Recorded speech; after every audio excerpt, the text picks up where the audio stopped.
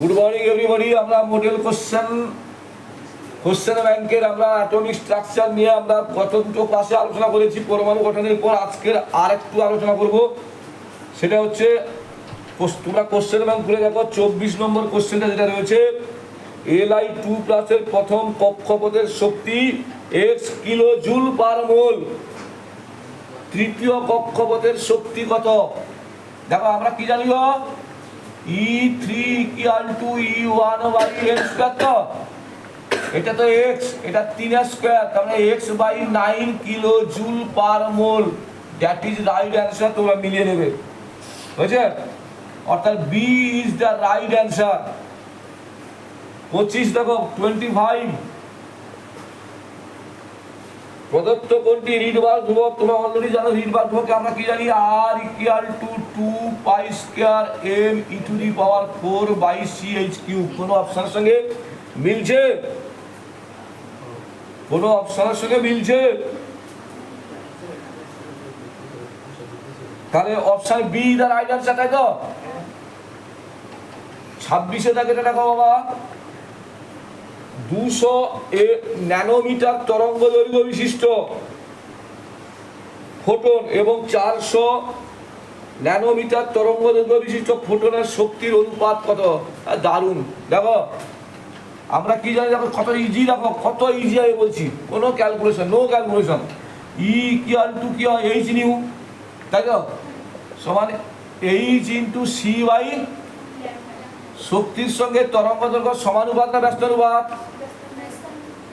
তাহলে আবার 200 তরঙ্গ দৈর্ঘ্য আর 400 তরঙ্গ দৈর্ঘ্য, তাহলে অনুপাতটা 1:2 হবে না 2:1 হবে?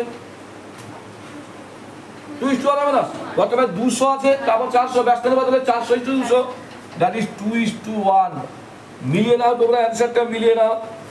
ডি হচ্ছে রাইট অ্যান্সার, ডি অপশন হচ্ছে রাইট অ্যান্সার, তোমরা মিলিয়ে নাও।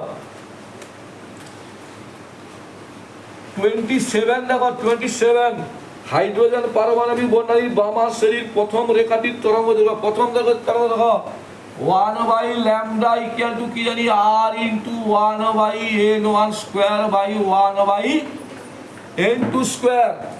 ভালো করে ফলো করো, 1 by lambda equal to r to বামার, মানে প্রথম তরঙ্গ দৈর্ঘ্য মানে 3 থেকে 2, 3 থেকে 2, বামার তো 2, n2 তো বামারের ক্ষেত্রে তো n1টা সবসময় 2, তাহলে প্রথম তরঙ্গ দৈর্ঘ্য মানে 3 থেকে 2, তাহলে 1 by 2 square by 1 by 3 square, that is r into 1/4 minus 1/9, তাই তো?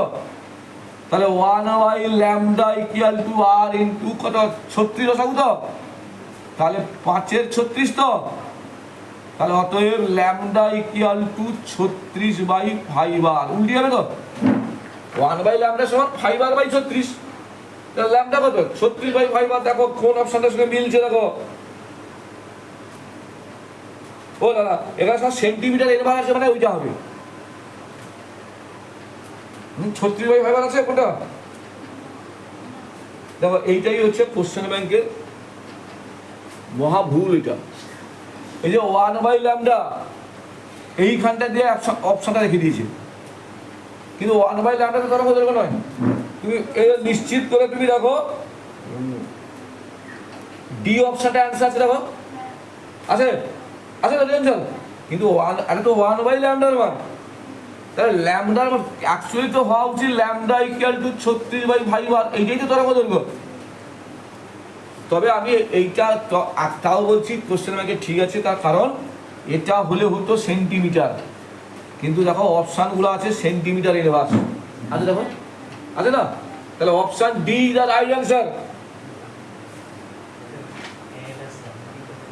Option D is the right answer. এবার দেখো 28 দরকার নেই, 29 হয়ে যাও। এই কোশ্চেন পড়বে, একটি ইলেকট্রনের ভর যদি দ্বিগুণ করা হয় তবে রিডবার ধ্রুবকটি অপরিবর্তিত থাকবে, দ্বিগুণ হবে 1/3 হবে, 1/4 হবে। ওই রিডবার ধ্রুবকের সূত্র কি রে? r equal to 2 pi square m e to the power 4 by ch cube. বাবারে mটা এখন দ্বিগুণ হয়েছে, তাহলে রিডবার ধ্রুবক দ্বিগুণ হবে, তাই তো? আচ্ছা,